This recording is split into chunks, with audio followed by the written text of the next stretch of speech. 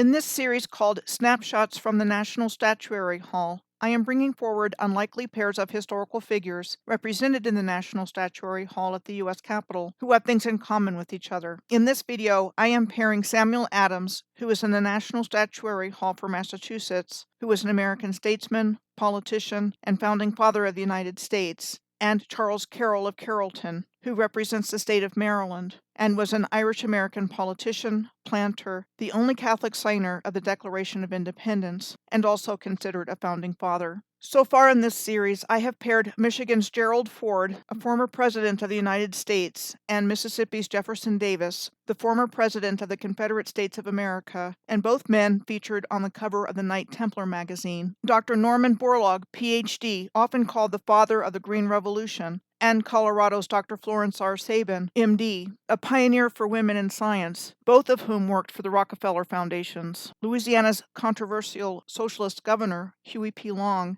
and Alabama's Helen Keller, a deaf-blind woman who gained prominence as an author, lecturer, and socialist activist. Henry Clay, attorney, plantation owner, and statesman from Kentucky, and Lewis Cass, a military officer who was directly behind Native American removals, politician and statesman from Michigan, contemporaries who were both Freemasons and unsuccessful candidates for U.S. president, John Gorey for Florida, a physician and inventor of mechanical refrigeration, and William King for Maine, a merchant and Maine's first governor, both Freemasons, Dwight D. Eisenhower, Supreme Commander of the Allied Expeditionary Force in Europe during World War II, and former president representing the state of Kansas, and Lew Wallace, Union General, and former governor of the New Mexico Territory, representing the state of Indiana, both of whom were involved in the entirety of their major wars, and in the events concerning crimes in the aftermath of their wars, and Francis Preston Blair Jr., representing Missouri, and Edmund Kirby Smith for Florida, both major players in events of the Mexican-American War and the American Civil War, and John Winthrop, a leader in establishing the Massachusetts Bay Colony in 1630, with St. Junipero Serra, a notorious Franciscan missionary, and Roman Catholic priest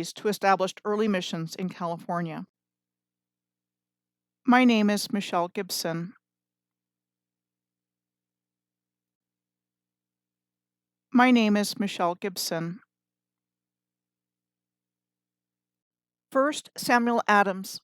Samuel Adams represents the state of Massachusetts in the National Statuary Hall. Samuel Adams was an American statesman, politician, founding father of the United States, and one of the architects of the principles of American republicanism that shaped the political culture of the United States. Samuel Adams was born in Boston in the British colony of Massachusetts in September of 1722, one of 3 children who survived out of 12 born to his parents, brewer Samuel Adams Sr. and Mary Fifield Adams. They were Puritans and members of the Old South Congregational Church, which is famous as the place where the Boston Tea Party was organized. This is a photo of the original Old South Meeting House circa 1900, which still stands today at the corner of Milk and Washington Streets in Boston's downtown Crossing area. We are told that the present building of the Old South Congregational Church was completed in 1873, after the Old South Meeting House was almost destroyed in the Great Boston Fire of 1872. Is it just me, or does the Old South Church's cornerstone look a little strange? It looks plastered over, and is not the same material as the stone surrounding it. And the 16 of the 1670 date sure looks like it was worked with more than once. The elder Samuel Adams, a deacon of the church, entered politics through an informal political organization known to history as the Boston Caucus, which he was one of the founders of. The Boston Caucus promoted candidates who supported popular causes in the years before and after the American Revolution, typically meeting in the smoke-filled rooms of taverns or pubs. The younger Samuel Adams attended the Boston Latin School, which was established in 1635, and the oldest public school in British America, and the oldest existing school in the United States. Adams entered Harvard College in 1736 and graduated in 1740. He continued in his studies, earning a master's degree in 1743. He was particularly interested in politics and colonial rights. Founded in 1636, Harvard College, the original school of Harvard University, is the oldest institution of higher learning in the United States. Harvard University is located right across the street from the Boston Latin School. and among many other universities and museums. The Isabella Stewart Gardner Museum is only a short walking distance from the Boston Latin School. The largest art theft in U.S. history took place on March 18th of 1990, at which time 12 paintings and a Chinese Shang Dynasty vase, altogether worth between $100 to $300 million, were stolen from the Isabella Stewart Gardner Art Museum. There is still a $10 million reward in place today for information leading to the recovery of the artwork. The museum was said to have been built between 1898 and 1901, with the design heavily influenced by art collector and philanthropist Isabella Stewart Gardner herself on the left, in the style of a 15th century Venetian palace, of which the 15th century Palazzo Santa Sofia in Venice on the right is an example of this type of architecture. The art museum is located near the Back Bay Fens, one of the areas of Boston that was reclaimed between 1820 and 1900, and said to have been designed by Frederick Law Olmsted as part of Boston's Emerald Necklace system of parks. Now back to Samuel Adams. Adams considered going into law after leaving Harvard in 1743, but ended up going into business, working at a counting house until he was let go after a few months because he was too preoccupied with politics. His father subsequently made him a partner in the family's malt house, where the malt necessary for brewing beer was produced. He was first elected into political office in 1747 as one of the clerks of the Boston market, and in 1756 he was elected to the position of tax collector by the Boston town meeting. In January of 1748, Samuel Adams and some friends launched the Independent Advertiser, which advocated republicanism, liberty, and independence from Great Britain. After he and his friends became inflamed by the practice of British impressment, where men were forcibly taken into military or naval service, he went into what can best be described as full-on political activism against Great Britain. The 1764 Sugar Act, passed by the British Parliament, was a revenue-raising act for goods which could only be exported to Britain. It was protested in the colonies for its economic impact, as well as the issue of taxation without representation, by merchants boycotting British goods, and Samuel Adams drafted a report on the Sugar Act for the Massachusetts Assembly, in which he called the Sugar Act an infringement of the rights of the colonists as British subjects. The Sugar Act was repealed in 1766 and replaced with the Revenue Act that same year, which reduced the tax to 1 penny per gallon on molasses imports. The British Parliament passed the Stamp Act in 1765, which required colonists to pay a new tax on most printed materials. Adams supported the calls for a boycott of British goods to pressure Parliament to repeal the tax. Riots from groups like the Loyal Nine, a precursor to the Sons of Liberty, during this time resulted in some homes and businesses being destroyed, and the jury is out on whether or not Adams was directly involved in directing violent agitators in protest at this time. Adams was appointed to the Boston town meeting in September of 1765 to write the instructions for Boston's delegation to the Massachusetts House of Representatives, and he was selected to become a representative for Boston later that same month. Adams was the main author of several House resolutions against the Stamp Act, and he was also said to be one of the first colonial leaders to argue that mankind possessed certain natural rights that governments could not violate.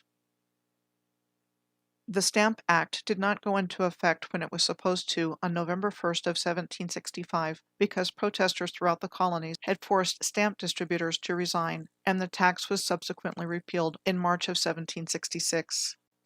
Next came the Townshend Acts. The Townshend Acts were established by the British Parliament in 1767, establishing new duties on goods imported to the colonies to help pay for the cost of governing the American colonies. The revenues generated from this were to be used to pay for governors and judges independent of colonial control and compliance enforced by the newly created American Board of Custom Commissioners, headquartered in Boston. Resistance grew to the Townshend Acts, and Samuel Adams organized an economic boycott through the Boston town meeting and called for other towns and colonies to join the boycott. Samuel Adams wrote what became known as the Massachusetts Circular Letter, calling on the colonies to join Massachusetts in resisting the Townshend Acts, which was approved by the Massachusetts House on February 11th of 1768, after having not been approved at first. Lord Hillsborough, the British colonial secretary, instructed colonial governors to dissolve their assemblies if they responded to the letter, and directed the Massachusetts governor, Francis Bernard, to have the Massachusetts House rescind the letter, which the House refused to do. Governor Bernard dissolved the legislature after Samuel Adams presented another petition to remove the governor from office. The commissioners of the Customs Board requested military assistance from Great Britain when they found they could not enforce trade regulations in Boston, and a 50-gun warship arrived in Boston Harbor in May of 1768, the HMS Romney. Tensions escalated when the captain of the Romney began to forcibly impress local sailors to serve on the HMS Romney. This led to customs officials seizing a ship belonging to John Hancock named Liberty for alleged customs violations, and a riot broke out when sailors from the HMS Romney came to tow the Liberty. This in turn led Massachusetts Governor Bernard writing to London in response to this incident and requesting that troops be sent to Boston to restore order, and Lord Hillsborough ordered 4 regiments of the British Army there, with the first troops arriving in October of 1768. In September of 1768, when Governor Bernard refused the request of the Boston Town Meeting to convene the General Court upon learning about the incoming British troops, the Boston Town Meeting called on other Massachusetts towns to send representatives to meet at Faneuil Hall starting on September 22nd, and 100 towns sent delegates to the convention, which issued a letter stating that Boston was a lawful town and that the pending military occupation would violate the natural, constitutional, and charter rights of the citizens of Boston. The British occupation of Boston was said to have been a turning point for Samuel Adams, according to some accounts, who started working towards American independence and gave up hope for reconciliation with Great Britain. He wrote a number of letters and essays against the occupation, considering it a violation of the 1689 Bill of Rights, which was an act of Parliament seen as a landmark in English constitutional law that laid out basic civil rights. The Journal of Occurrences publicized the occupation of Boston throughout the colonies in a series of unsigned articles that may or may not have been written by Adams. The articles were claimed to be a factual daily account of events in Boston under British occupation, depicting unruly British soldiers assaulting citizens on a regular basis with no consequences to them. Publication of the Journal of Occurrences ended on August 1st of 1769, when Governor Bernard permanently left Massachusetts. 2 British regiments were removed from Boston in 1769, and 2 remained. The Boston Massacre took place in March of 1770. 5 civilians were killed by British soldiers and a crowd of several hundred who were said to have been taunting the soldiers. The incident was well publicized by Samuel Adams and Paul Revere, and was depicted in Revere's 1770 engraving, pictured here. The situation quieted down somewhat after the Boston Massacre, with Parliament repealing the Townshend Acts in April of 1770, with the exception of the tax on tea. Samuel Adams continued to urge the colonists to boycott British goods, but the boycott faltered because of the improvement of economic conditions. Adams and his associates came up with a system of committees of correspondence between towns in Massachusetts in November of 1775, where they would consult with each other on political matters by way of messages sent through these committees that recorded British activities and protested British policies. These committees of correspondence soon formed in other colonies as well. The new Massachusetts governor, businessman and loyalist politician Thomas Hutchinson became concerned that the committees of correspondence system was becoming an independence movement. The governor addressed the Massachusetts legislature and argued that denying the supremacy of Parliament came dangerously close to rebellion. Adams and the House responded to him by saying that the Massachusetts Charter did not establish Parliament's supremacy over the province, so Parliament could not claim that authority. This exchange was published and publicized in the widely distributed Boston pamphlet. Samuel Adams was said to have been a leader in the events leading up to the Boston Tea Party that took place in December of 1773 in our historical narrative. The British Parliament had passed the Tea Act in May of 1773 to help the British East India Company, who had amassed a surplus of tea that it could not sell. The Tea Act allowed the East India Company to sell the tea directly to the colonies, granting them significant cost advantage over local merchants and reduction in their taxes paid in Great Britain, while at the same time keeping the townshend duty on tea imported in the colonies. In late 1773, 7 ships were sent to the colonies carrying the surplus tea, with 4 bound for Boston Harbor. Adams and the Committees of Correspondence promoted opposition to the Tea Act, and with the exception of Massachusetts, every colony was successful in not having the tea delivered. Governor Hutchinson was determined to hold his ground and have the tea delivered to those designated to receive it. All other efforts to prevent the tea from being unloaded having failed, on the night of December 16th of 1773, approximately 342 chests of tea were dumped overboard in the course of 3 hours by a large group of men known as the Sons of Liberty. Samuel Adams publicized the event and defended it, arguing that the Boston Tea Party was not the act of a lawless mob, but the only remaining option left to people to defend their rights. Great Britain's response to the Boston Tea Party was the introduction of the coercive, also known as intolerable acts, of which the first was the Boston Port Act, enacted in March of 1774 and effective June 1st, which closed Boston's commerce until the British East India Company had been repaid for the destroyed tea. The May of 1774 Massachusetts Government Act rewrote the Massachusetts Charter, making numerous officials royally appointed as opposed to elected.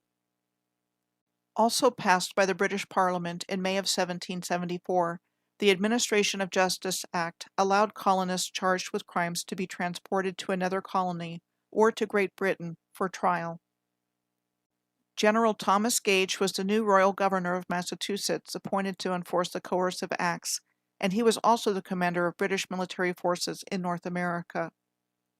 Samuel Adams worked to coordinate resistance to the coercive acts. In May of 1774, with Adams moderating, the Boston Town Meeting organized a boycott of British goods. In June of 1774, he chaired a committee in the Massachusetts House behind locked doors, which proposed what became the First Continental Congress in Philadelphia, and to which Samuel Adams became one of 5 delegates from Massachusetts. The First Continental Congress took place at Carpenter's Hall in Philadelphia between September 5th and October 26th of 1774. Delegates from 12 of the 13 colonies discussed how the colonies could work together in response to the British government's coercive reactions in Massachusetts.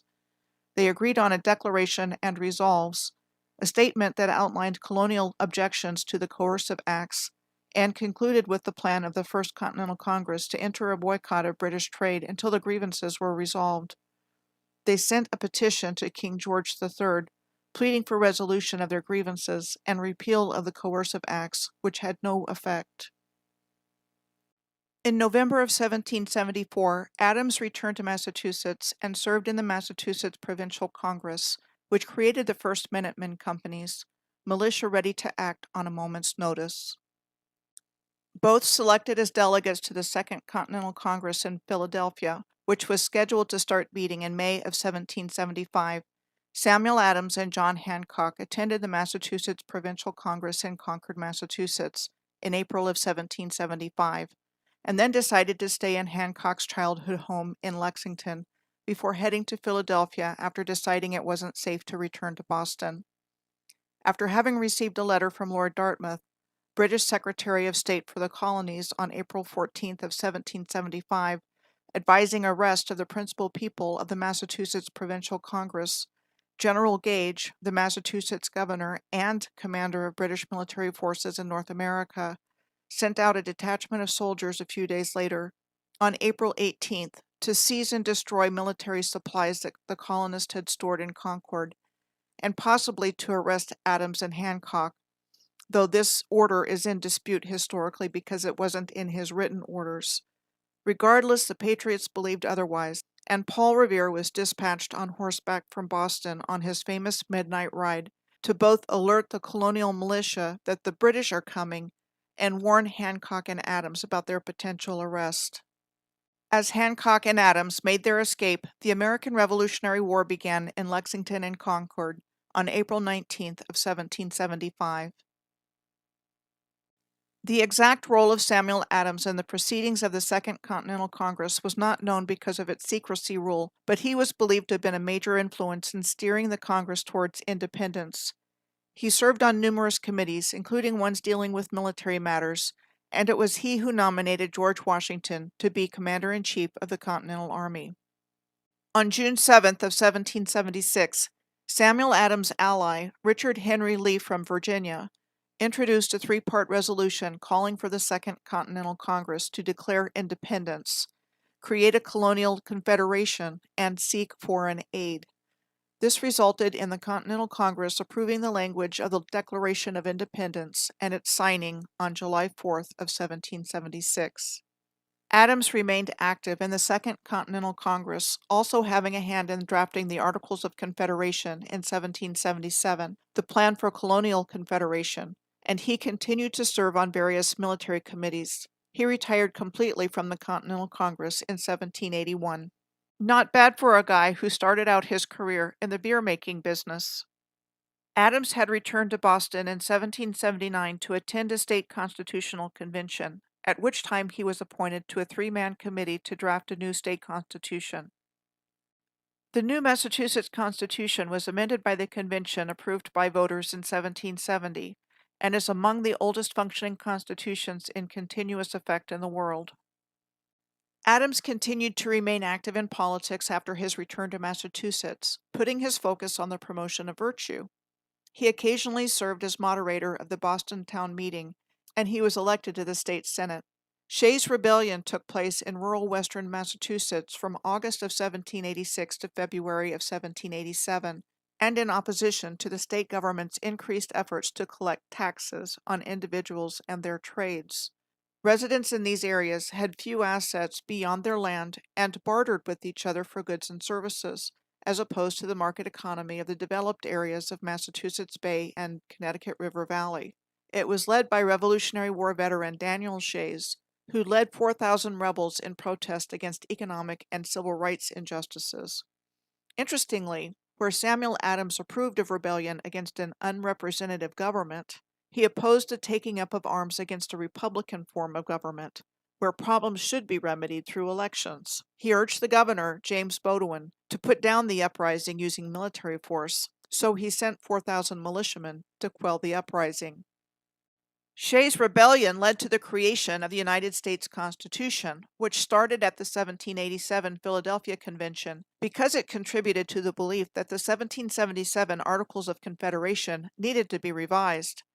The United States Constitution came into force in 1789 as the supreme law of the United States. The original Constitution is comprised of 7 articles. Its first 3 articles embody the doctrine of separation of powers. Its next 3 articles embody the concepts of federalism and the rights and responsibilities of state governments. And its last article established the procedure used by the 13 original states to ratify it. The first 10 amendments to the Constitution are known as the Bill of Rights, which were ratified by the first U.S. Congress on December 15th of 1791, and offer specific protection for individual liberty and justice, and place restrictions on the power of government. Samuel Adams was elected Lieutenant Governor of Massachusetts in 1789, a position in which he served until Governor John Hancock's death in 1793, at which time he became acting governor. The following year, Adams was elected as the Massachusetts governor, a position in which he served between October of 1794 and June of 1797. In Massachusetts, Samuel Adams was considered a leader of the Jeffersonian Republicans, also known as the Democratic-Republican Party, a political party founded by Thomas Jefferson and James Madison in the early 1790s that championed things like republicanism, agrarianism, political equality, and expansionism. This was in opposition to the Federalist Party, a conservative party that was founded in 1789, and the first political party in the United States. It was led by people like Alexander Hamilton and Samuel's cousin, John Adams, and favored centralization, federalism, modernization, industrialization, and protectionism. Samuel Adams supported the suppression of the Whiskey Rebellion for the same reasons he supported the suppression of Shays' Rebellion. The whiskey tax was the first tax imposed on a domestic product by the newly formed federal government, and was intended to generate revenue for the war debt brought about by the Revolutionary War, and primarily affected people living in rural areas, like farmers in the new country's western frontier who turned surplus grains into alcohol, and where whiskey was used for bartering. The Whiskey Rebellion was a violent tax protest in the United States that started in 1791 and ended in 1794 during George Washington's presidency, and when George Washington himself led 13,000 militiamen, provided by Virginia, Maryland, New Jersey, and Pennsylvania, to put down the insurgency. All the insurgents left because the army arrived, effectively ending the rebellion and resulting in a handful of arrests of individuals that were later acquitted or pardoned. The Whiskey Rebellion demonstrated that the new national government had the will and ability to suppress violent resistance to its laws. The whiskey tax was very difficult to collect and was finally repealed in the early 1800s under President Thomas Jefferson. Adams retired from politics after his term as governor ended in 1797, and he died on October 2nd of 1803 at the age of 81 and was buried in Boston's Granary Burying Ground, which was also where Paul Revere was laid to rest. No mention of his famous midnight ride or much of anything on his grave marker. Paul Revere's grave marker reminded me of the simple grave markers at Boot Hill in Tombstone, Arizona, famous for the gunfight at OK Corral between the Earps and the cowboy outlaws. The Granary Burying Grounds gate and fence were said to have been designed in Egyptian revival style by Isaiah Rogers in 1840. And Isaiah Rogers was said to have designed an identical gateway for Newport, Rhode Island's Touro Synagogue Cemetery in 1842. Speaking of Egyptian revival-style architecture, there's a stunning example of it at the Downtown Presbyterian Church in Nashville, Tennessee, said to have been designed by architect William Strickland and completed in 1846. One more thing before I move on. This is what came up when I searched for "Was Samuel Adams a Freemason?" I found Samuel Adams mentioned as a Freemason in an article from June of 2009 on the antiquesandthearts.com website about the Grand Lodge of Masons in Massachusetts celebrating 275 years of brotherhood. The article mentioned things like the Green Dragon Tavern in Boston being the unofficial headquarters of the American Revolution, as well as the meeting place for the Grand Lodge of Massachusetts, which had purchased the Green Dragon Tavern in 1764 and used it as a meeting place until 1818. Also mentioned in this article is that it was the origin point for the Boston Tea Party participants and Paul Revere's midnight ride, as well as mentioning that there were Freemasons among the British soldiers occupying Boston, which are called brethren. So who's their loyalty to? Their countries or each other? Samuel Adams was mentioned as a Freemason in this article, and I wonder if he belonged to the York Rite of Freemasonry, since there is what appears to be a Templar cross next to his gravestone, and Knights Templar is the final order joined in the York Rite, because Samuel Adams was not mentioned on the Northern Masonic jurisdiction of the Scottish Rite website, but the following men were listed as Freemasons of the Independents. George Washington. Well, no surprise there. I knew that about him a long time ago, and it even says in the description that he was one of the most famous founding fathers and Freemasons in American history. Benjamin Franklin. No surprise there either, though I don't think he was as well known to the general public as a Freemason as George Washington was. The last two mentioned as Freemasons on this website page were John Hancock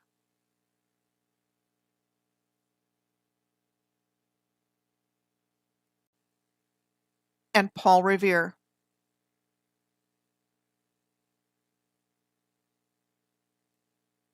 Again, not surprising to find out these men were Freemasons, but it is very interesting to me in terms of what this might represent in the bigger picture of what has been actually taking place on Earth, especially in light of the role played by other Freemasons in our historical narrative. Next, Charles Carroll of Carrollton. Charles Carroll of Carrollton represents the state of Maryland in the National Statuary Hall. He was an Irish-American politician, planter, and the only Catholic signer of the Declaration of Independence. He was considered one of the founding fathers of the United States and was known as the first citizen of the American colonies. He received the first citizen designation for the given reason this was his pen name for his articles in the Maryland Gazette. Charles Carroll of Carrollton was born in September of 1737 in Annapolis, Maryland, the son of Charles Carroll of Annapolis, a wealthy Maryland planter and lawyer. and the grandson of Charles Carroll, the settler, an Irishman who secured the position of Attorney General of the young colony of Maryland from George Calvert, 1st Baron Baltimore, and emigrated there in October of 1688. The colony of Maryland was established in the 1630s on land granted by a hereditary charter to the Calvert family and intended as a haven for English Catholics and other religious minorities. The young Charles Carroll received a Jesuit education, starting at the Jesuit Preparatory School at Bohemia Manor in Cecil County on Maryland's eastern shore of the Chesapeake Bay, and then starting at the age of 11 was sent to Jesuit schools in France, including the College of Saint Omer in northern France, and later the Lycée Louis-le-Grand in Paris, from which he graduated in 1755. For the next 10 years, Carroll studied in Europe and read law in London before returning to Annapolis in 1765. He was granted Carrollton Manor, known as Dugoregan Manor, by his father, which is why he received the name Charles Carroll of Carrollton.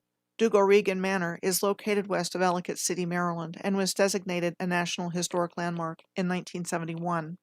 As a Catholic, Charles Carroll of Carrollton was barred by Maryland statute from entering politics, practicing law, and voting. This did not stop him from becoming not only one of the wealthiest men in Maryland, but of anywhere in the British colonies, with his extensive agricultural estates, which besides Dugoregan included Hockley Forge and Mill, called a collection of colonial-era industrial buildings along the Patapsco River near what is now Elkridge, Maryland, and Carroll provided the capital to finance new enterprises on the western shore of the Chesapeake Bay. In the early 1770s, when the dispute between Great Britain and her colonies in America became more intense, Carroll engaged in a debate via letters that were written anonymously and published in the Maryland Gazette. Carroll, under the pen name of First Citizen, argued for maintaining the right of the colonies to control their own taxation, becoming a prominent spokesman against the governor's proclamation increasing legal fees to state officers and Protestant clergy. Daniel Delaney the Younger, a noted lawyer and British loyalist politician in Maryland, opposed Carroll in these written debates, writing as Antolon. Carroll's fame and notoriety began to grow as the identity of the two anonymous debaters became known, and following these written debates, Carroll became a leading opponent of British rule and served on various committees of correspondence, and believed that only the violence of war could break the impasse with Great Britain. He was a delegate to the Annapolis Convention, the revolutionary government of Maryland, before the Declaration of Independence was signed. Charles Carroll was elected to the Second Continental Congress on July 4th of 1776, arriving too late to vote on it, but he was there to sign it. At the time, he was the richest man in America. He remained a delegate of the Second Continental Congress until 1778, and during his term, he served on the War Board and gave considerable financial support to the Revolutionary War. Carroll returned to Maryland in 1778 to help form the state government there. He declined re-election to the Continental Congress in 1780, but was elected to the Maryland Senate in 1781 and served there until 1800. I guess by that time Catholics were no longer barred by statute to hold political office. He was also elected to the U.S. Senate during this time by the state legislature, in which he served from March of 1789 to November of 1792. He had to resign his U.S. Senate seat, however, because Maryland passed a law barring anyone from serving in state and federal office simultaneously, and he preferred his state Senate job. After retiring from public life in 1801, Carroll helped establish the Baltimore and Ohio Railroad, which was founded in 1827. This is where aspects of the influential Carroll family of Maryland, Charles Carroll's life, and the history of the B&O Railroad intersect. Mount Clair is called the oldest colonial-era structure in Baltimore, Maryland, and was built on a Carroll family plantation starting in 1763 by Charles Carroll, the barrister, a distant cousin of Charles Carroll of Carrollton. This is what we are told. The street grid of the city of Baltimore near Mount Clair began to grow and inch towards the southwest, with the dense development of streets and alleys of different styles of brick row houses by the 1820s, and there was competitive economic pressure with the opening of the Erie Canal to develop the Port of Baltimore and the accompanying transportation systems, like the Baltimore and Ohio Railroad with this new transportation technology from Great Britain, and the proposed Chesapeake and Ohio Canal, of which both projects broke ground on the same day, July 4th of 1828, and that there was an intense rivalry between the two. The Baltimore and Ohio Railroad Company was formed in 1827, of which Charles Carroll of Carrollton was one of its directors. He had the honor of laying the first stone for the railroad At the ceremony, after the celebratory festivities at the July 4th groundbreaking in 1828, near the Montclair Mansion. The Montclair Shops, of which this aerial photo is circa 1971, is the oldest railroad manufacturing complex in the United States, located on a portion of the Carroll family's Montclair estate, and the mansion left the family's ownership in 1840. Montclair Station was first said to have been erected in the 1830s, and the roundhouse in 1884, with the current Montclair Station building having been constructed in 1851. Today, the Baltimore and Ohio Railroad Museum, we are told the original Montclair passenger station, the first in the nation, was abandoned and was located where the parking lot is for the museum today.